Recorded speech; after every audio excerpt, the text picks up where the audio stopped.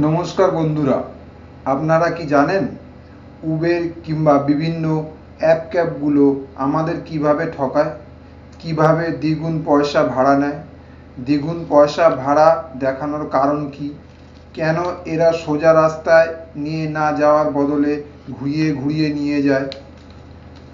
তার আগে বলে রাখি, নমস্কার, আমার নাম শ্যামল শীল। নিউ টাউন এলাকায় আমার বাড়ি। আমার নতুন ইউটিউব চ্যানেলের নাম ট্রুথ অফ লাইফ। গত 12/7/2024 শুক্রবার বিকেল 5টায় আমি কলকাতার নীলরতন হাসপাতাল, যাকে আমরা এনআরএস হসপিটাল বলি, গেট 2 থেকে আমি একটা উবের বুক করার চেষ্টা করি।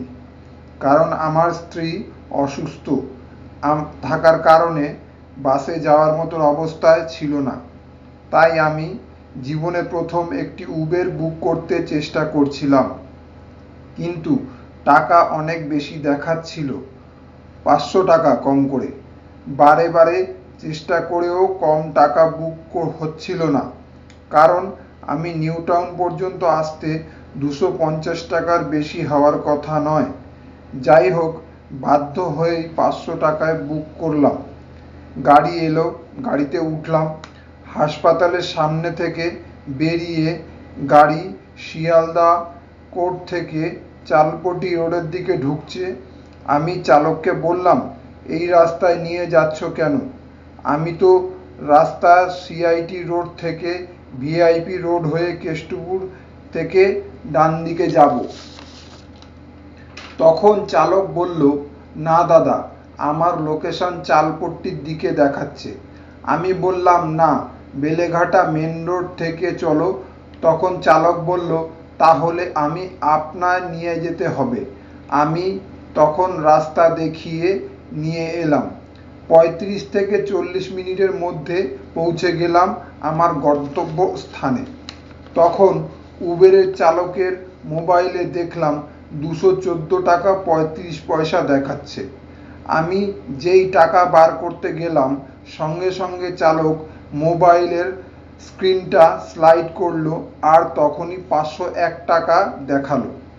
আমি বললাম, 501 টাকা কেন দেখালে? 214 টাকা। চালক বলল, ওটা অন্য হিসাব। তাহলে দেখুন, উবেরের যে ম্যাপ দেখানো হয় তা হলো দ্বিগুণ রাস্তা। তাই বুঝুন বন্ধুরা, ওরা কিভাবে মানুষকে ঠকানোর জন্য ফাঁদ পেতে বসে আছে। তাই আমাকে 250 টাকার জায়গায় 500 টাকা দিতে হলো।